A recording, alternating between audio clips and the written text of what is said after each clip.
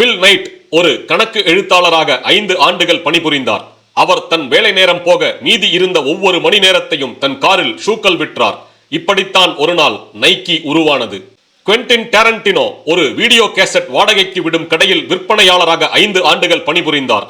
அவருக்கு கிடைத்த ஓய்வு நேரத்தில் எல்லாம் தான் வைத்திருந்த திரைக்கதைகளில் ஒரு காட்சியை எழுதி விடுவார். இப்படித்தான் ஒரு நாள் ரிசர்வாயர் டாக்ஸ் படத்தின் இயக்குனர் வாய்ப்பு அவருக்கு கிடைத்தது. ஹாவர்ட் ஷல்ட்ஸ் 6 ஆண்டுகள் ஒரு கார்ப்பரேட் அலுவலகத்தில் பணிபுரிந்தார். ஓய்வு கிடைக்கும் நேரத்தில் எல்லாம் அவர் அலுவலகம் பக்கத்தில் உள்ள ஏதேனும் ஒரு கஃபேவிற்கு சென்று அதிநவீன காஃபி கஃபேக்கள் எப்படி இருக்க வேண்டும் என்று திட்டம் போடுவார். அப்படி உருவானதுதான் ஸ்டார்பக்ஸ் காஃபி. டிம் ஃபெரிஸ் எழுதிய முதல் புத்தகம் 25 புத்தக வெளியீட்டாளர்களால் நிராகரிக்கப்பட்டது. ஒவ்வொரு நிராகரிப்பின் பின்னும் அவர் மனம் தளராமல் தன் புத்தகத்தை மேலும் மெருகேற்றி மீண்டும் எழுதி செம்மைப்படுத்தி மீண்டும் மீண்டும் புத்தக வெளியீட்டாளர்களை தேடி தேடி முயற்சி செய்தார். ஒரு நாள் அவர் எழுதிய அந்த புத்தகம் The 4-Hour Work Week வெளிவந்து உலகளாவிய பெஸ்ட் செல்லர் ஆனது. பிரையன் செஸ்கி கடனில் மூழ்கிக் கொண்டிருந்தார். கடனை கட்ட அவர் தான் குடியிருந்த வீட்டின் ஒரு பகுதியை விடுதி போல நாள் வாடகைக்கு விட்டார். முகம் தெரியாத நபர்களை ஒவ்வொரு நாள் இரவும் தன்னுடன் தங்க அனுமதித்தார். அப்படி உருவானதுதான் ஏர்பிஎன்பி.